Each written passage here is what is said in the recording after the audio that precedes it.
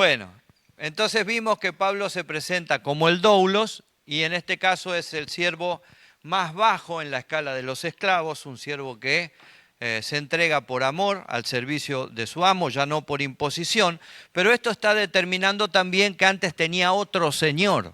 ¿Por qué? Porque el hombre no puede estar sin dueño. O es poseído por el Espíritu Santo o es poseído por el enemigo. Y evidentemente el apóstol Pablo, Saulo de Tarso, antes de conocer al Señor, servía a otros intereses, sin darse cuenta y sin querer, como muchas personas en este mundo, servía a otros intereses, servía a los intereses del enemigo porque estaba persiguiendo a la iglesia y causándole dolor a la iglesia del Señor. ¿Sí? Y en segundo lugar, que fue comprado por el Señor Jesucristo. El Señor Jesucristo lo compró por amor a él entregarse y ahora está ligado a un nuevo dueño. Es lo mismo que pasa con nosotros. Antes de conocer al Señor podemos ser muy buenas personas, podemos tener hasta incluso conocimientos religiosos y vivir una vida correcta. Porque a veces pensamos que las personas que están en el mundo son malas personas. No, no son malas personas. Hay muchas personas que tienen valores tan altos o más altos que muchos cristianos muchas veces. Pero ¿qué pasa? Les falta Cristo. Al no tener a Cristo, el dominio sobre ellos es el dominio del enemigo.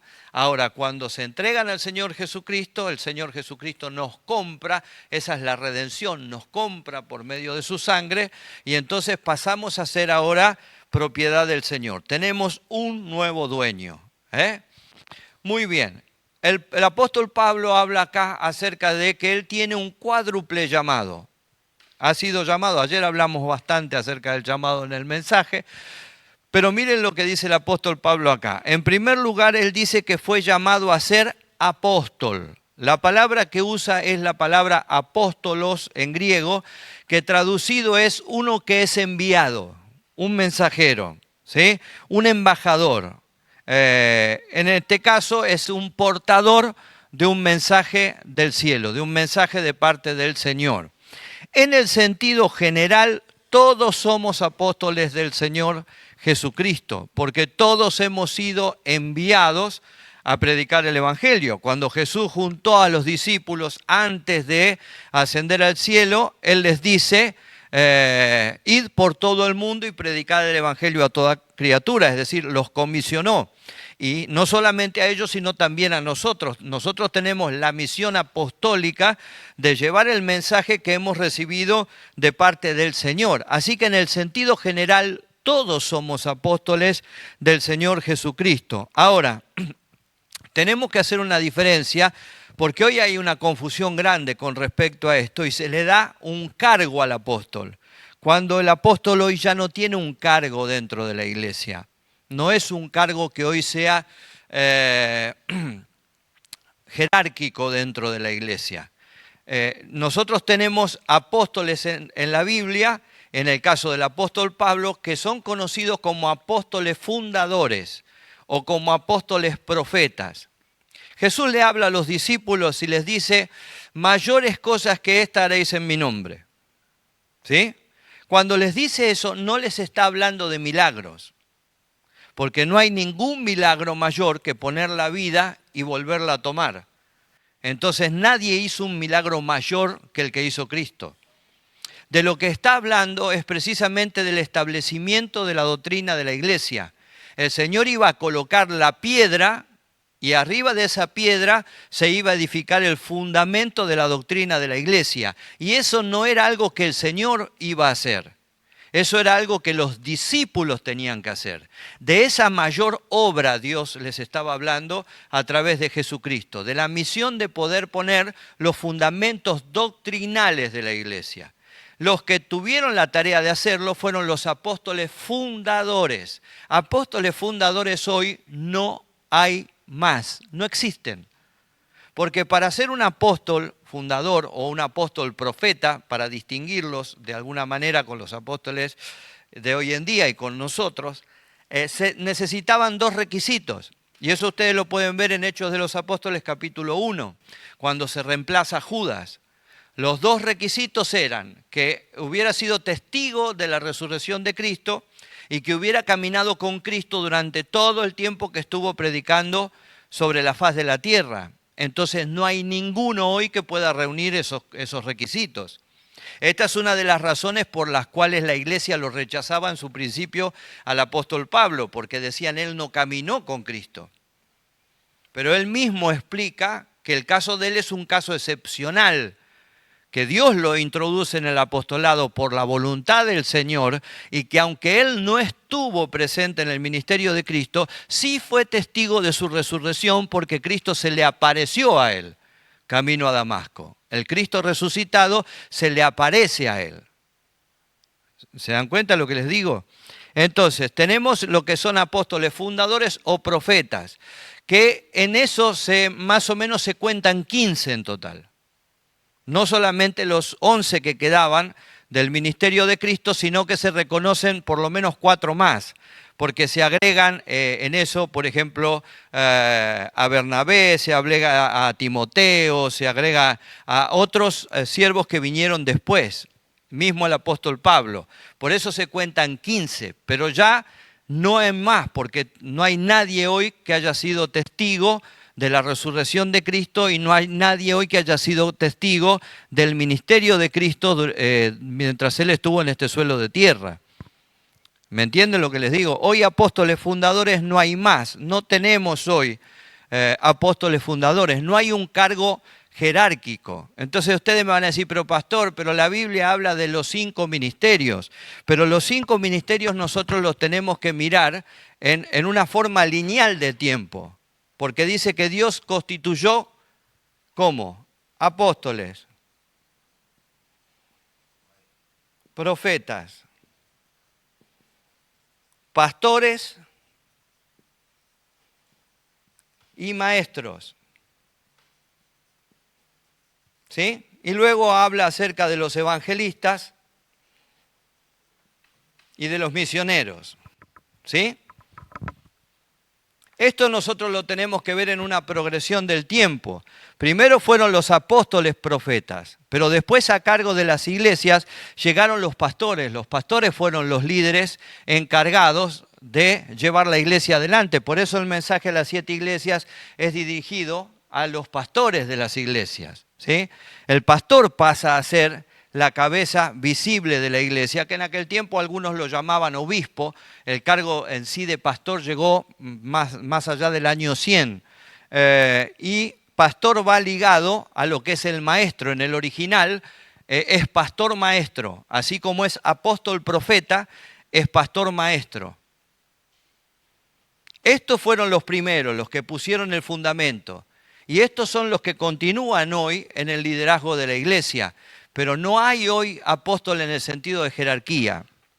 ¿Está mal reconocer a una persona por la obra que ha realizado, reconocerlo afectivamente como apóstol? No, no está mal. Porque Pablo habla de su obra de apostolado. ¿Sí? Nosotros tenemos muchas personas que han hecho una gran obra. Luis Palau, por ejemplo, evangelizando el mundo. Billy Graham. Hombres de Dios que trascendieron el cargo o el título o el ministerio que tenían.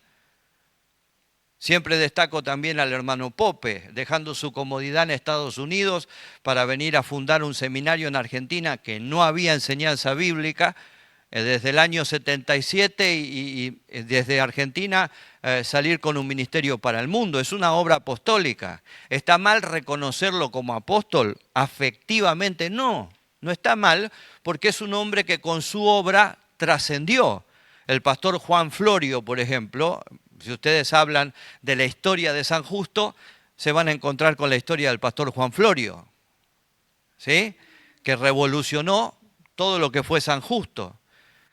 Con la iglesia bautista, que hoy tiene la escuela, pero que cuando empezó era muy modesta la cosa y el pastor Juan Florio se dedicaba a ir a la casa de los hermanos y llevarles alimentos con su camioneta y así fue evangelizando prácticamente toda la zona.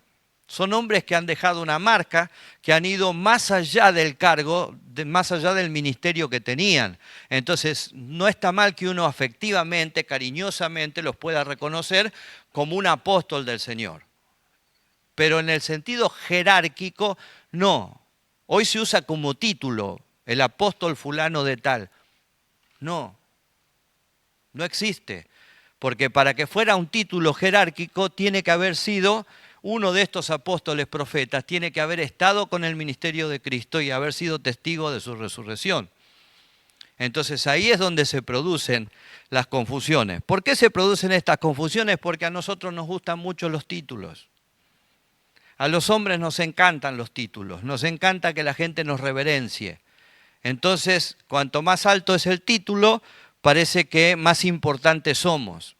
Y no es así. Hace poco me llegó una invitación acerca de un matrimonio que venía a predicar para ver si yo lo quería escuchar, y la invitación era porque son arcángeles. Realmente me asusté, digo, ¿qué es esto? Ahora fabricamos un título nuevo, ahora son arcángeles. Esto ha ido mutando con el tiempo. En la década del 70 eran todos reverendos. ¿Por qué eran reverendos? Porque cuando viajaban en las líneas aéreas los confundían con ministros católicos y le hacían un descuento. Entonces muchos cambiaron el pastor por el reverendo, les convenía mucho más. ¿Sí? Después empezamos con los obispos, después los profetas, después los apóstoles. Y esto va mutando, ahora hay arcángeles. Esto va mutando porque al hombre le encantan los títulos. Ahora, tenemos que tener bien en claro que a Dios los títulos no le interesan. No hay nada de nosotros que pueda impresionar al Señor. Entonces, siempre recuerdo que el día que vino Pope por primera vez a la iglesia, yo le pregunté, hermano, ¿cómo quiere que lo presente? ¿Lo presento como presidente del seminario? ¿Lo presento como maestro?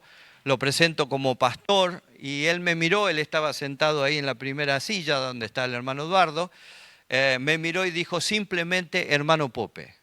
Ese es mi título.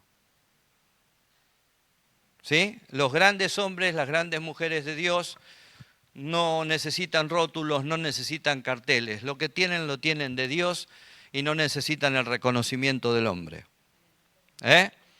Entonces,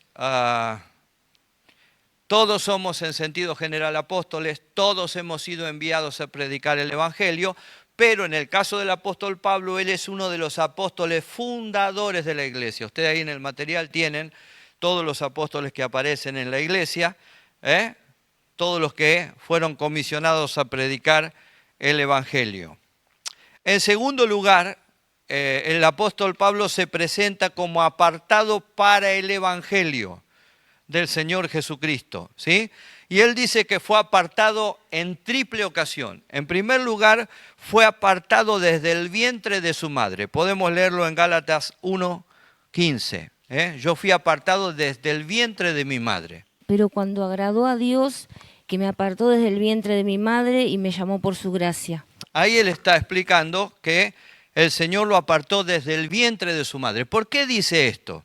Dice esto porque Dios ya tenía planes con él antes de que él naciera.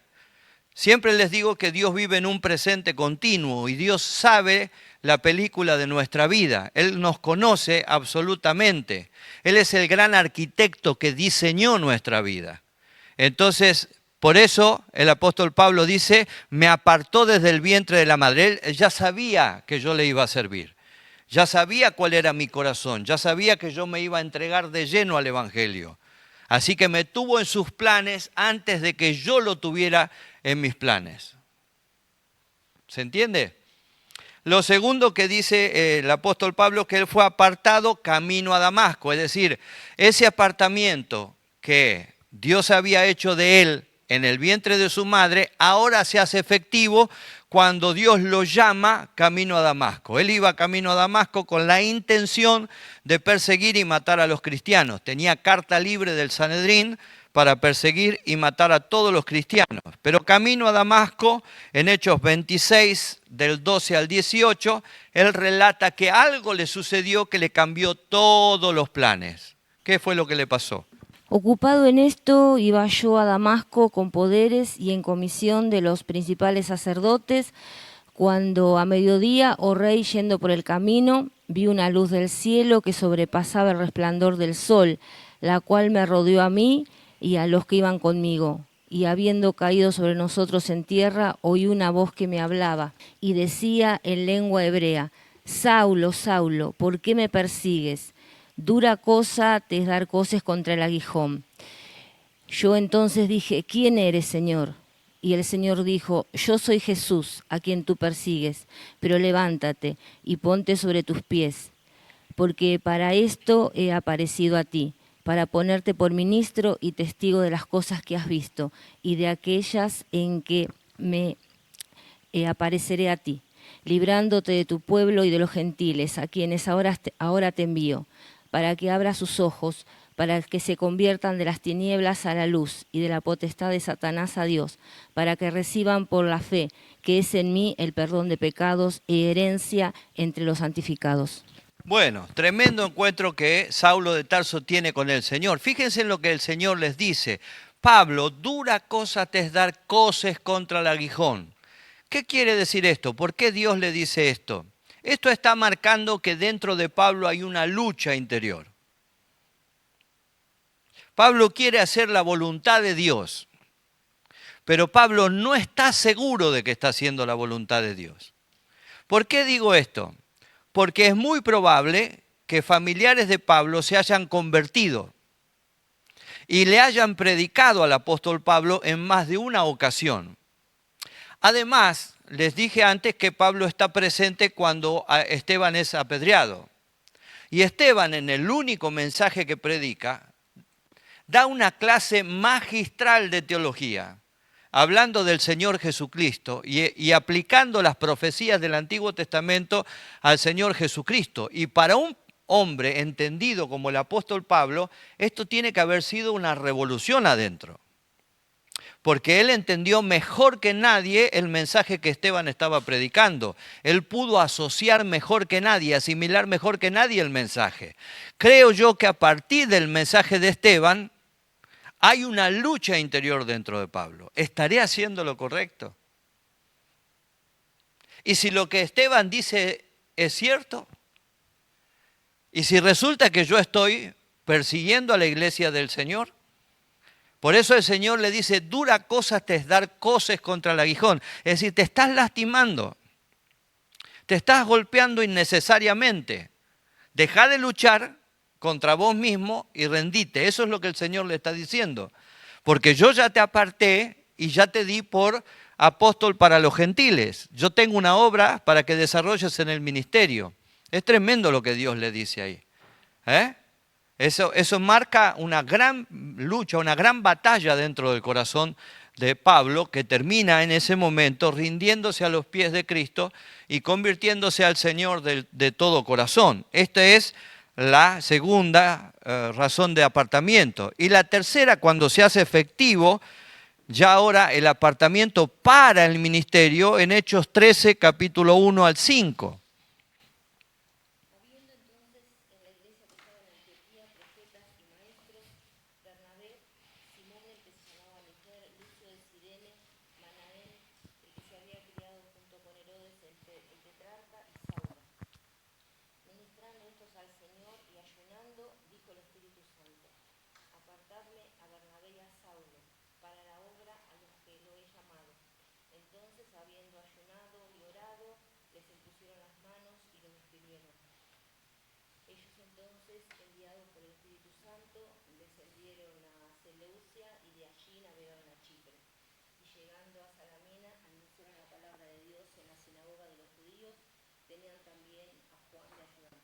Muy bien.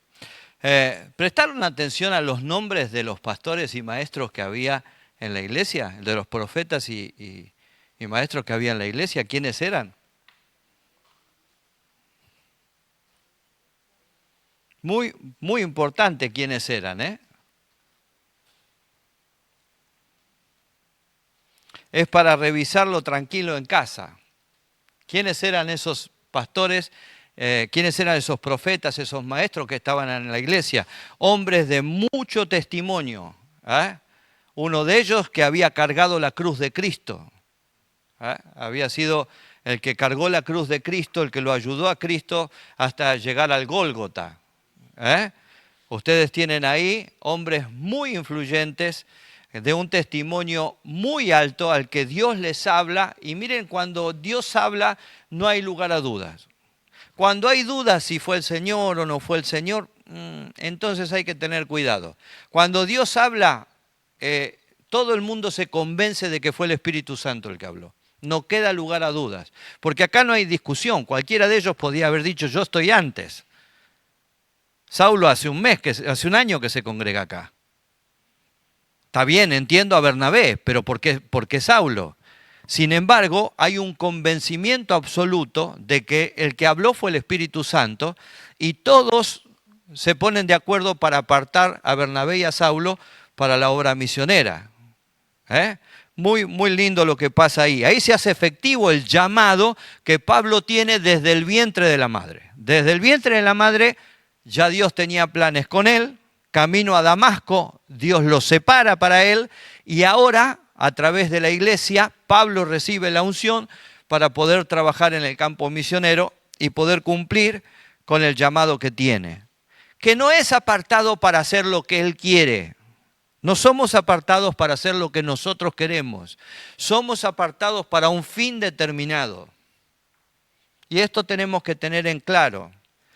Él dice que fue apartado para ministrar el Evangelio del Señor Jesucristo.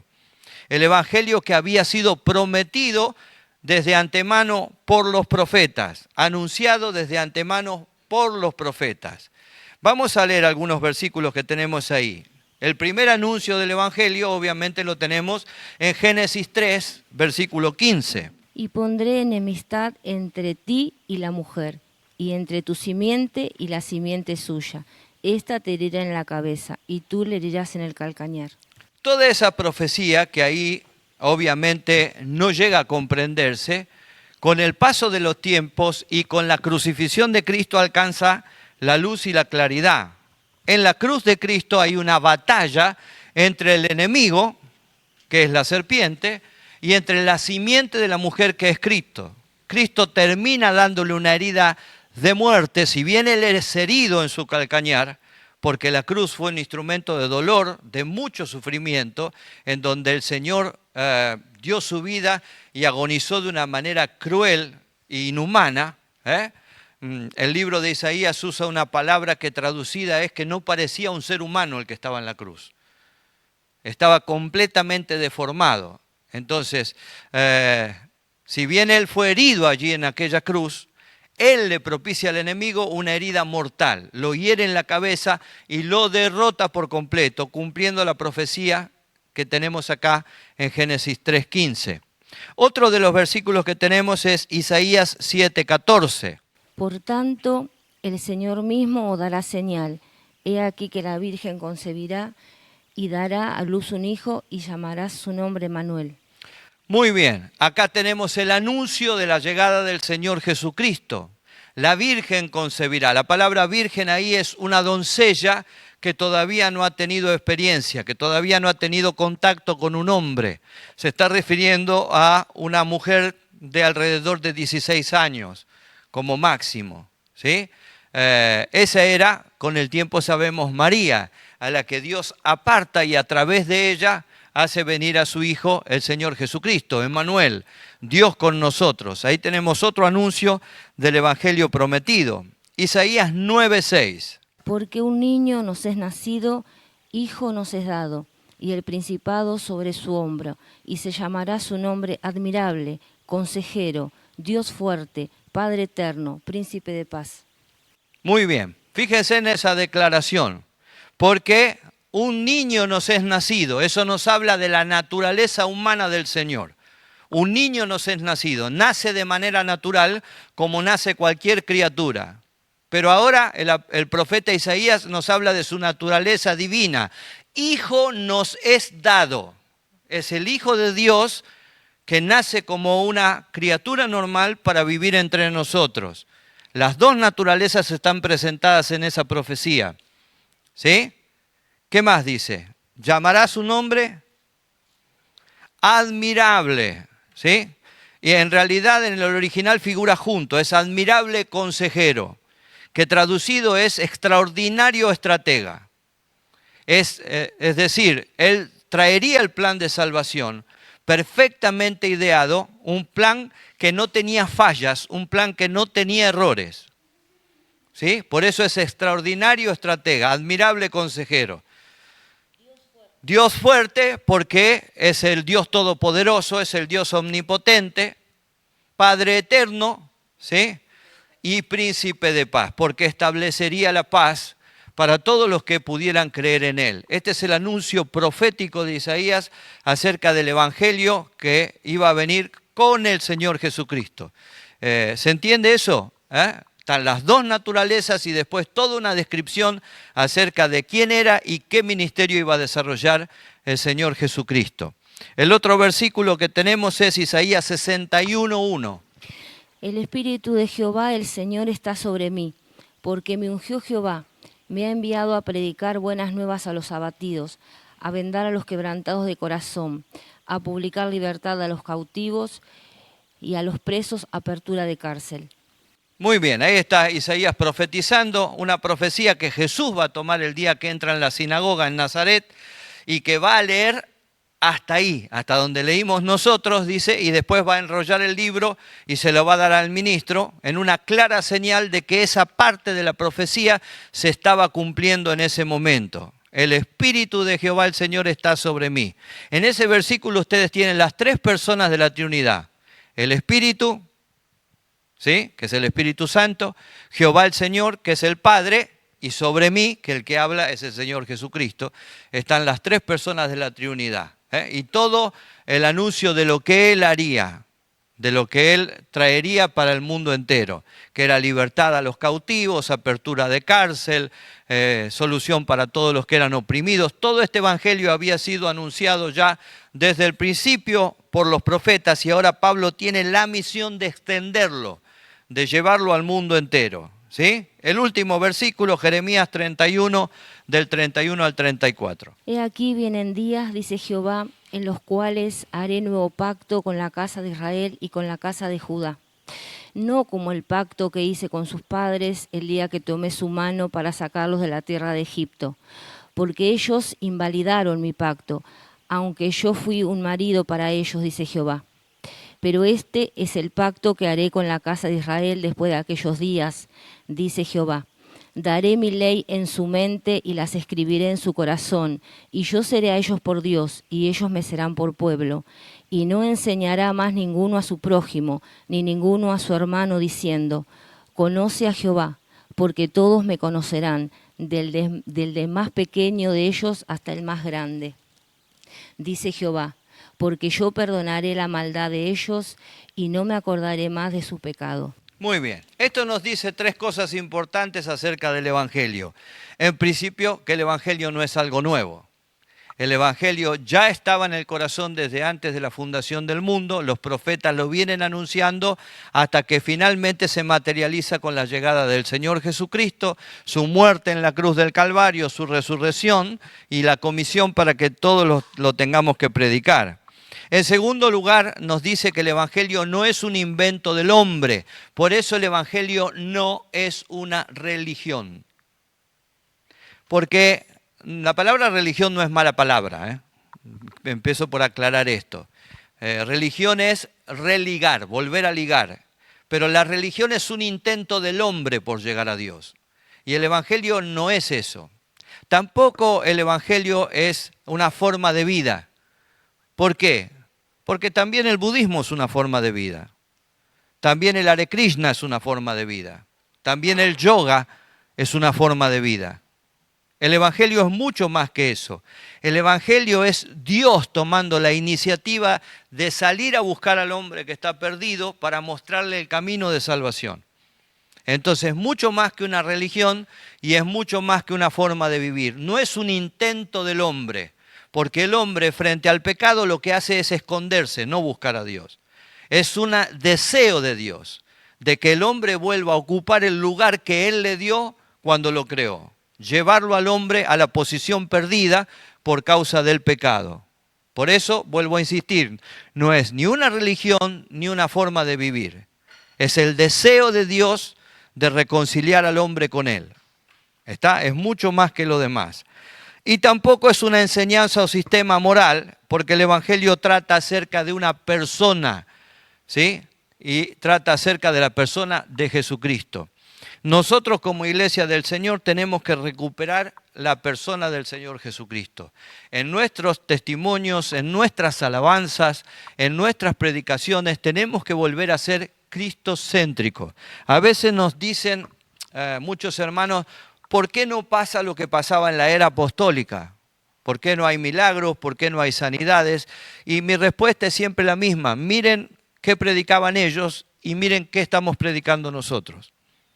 Hoy la iglesia se ha llenado de filosofía, hoy la iglesia se ha llenado de psicología, hoy la iglesia se ha llenado de mensajes de autoayuda, de superación, que no están mal, yo no digo que estén mal, pero ha dejado de predicar a Cristo. Y si no predicamos a Cristo, no tenemos nada. En Cristo lo tenemos todo, pero sin Cristo no tenemos absolutamente nada, porque el Evangelio es eso. El Evangelio es la persona del Señor Jesucristo, es la obra del Señor Jesucristo y gira en torno a Él todo el tiempo. ¿Está? Ustedes fíjense en que a veces testimoniamos y testimoniamos más acerca de lo que el enemigo hace o de lo que es nuestra experiencia personal que de lo que hizo el Señor.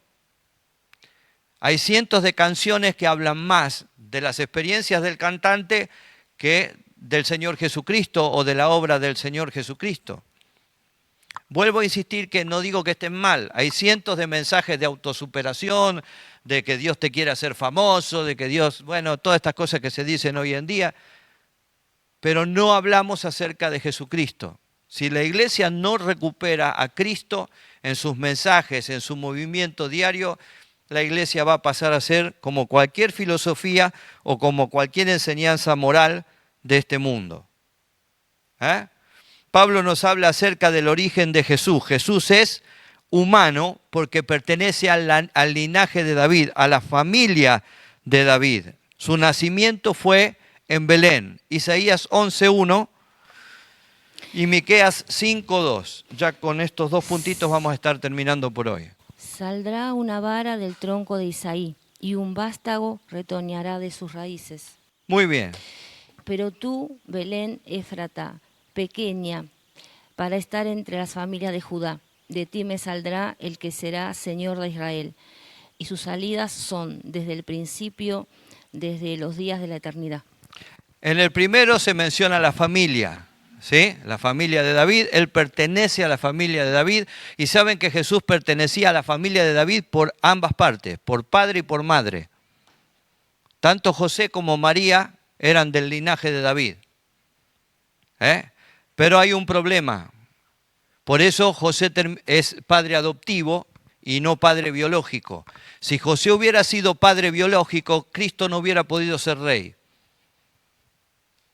Porque José venía de la línea de Jeconías, la línea del rey Jeconías había sido desechada para el reino. Entonces jamás Jesús hubiera podido ser rey si su padre biológico hubiera sido José. La que le da el derecho real al Señor es María.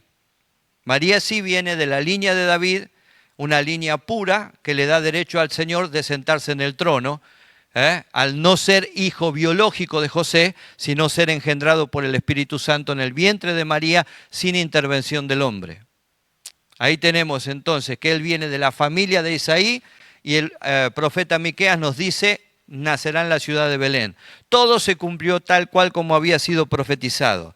Pero también el origen de Jesús era divino, dice Pablo, porque fue declarado Hijo de Dios. Y esto lo podemos ver en la resurrección de los muertos. Marcos 16:6 Hechos 13, 20 y 21, Primera de Corintios 15, 3 y 4 y Primera de Pedro 1, 3. Esto es todo por hoy.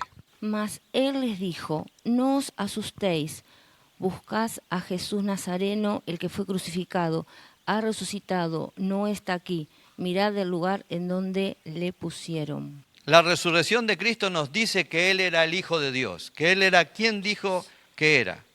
Si Cristo no hubiera resucitado, hubiera sido como un gran filósofo, un gran revolucionario, como cualquiera de los grandes hombres que vivieron. Lo que lo hace diferente y lo que lo testifica como Hijo de Dios en su naturaleza divina es que Él resucitó de los muertos. ¿Sí?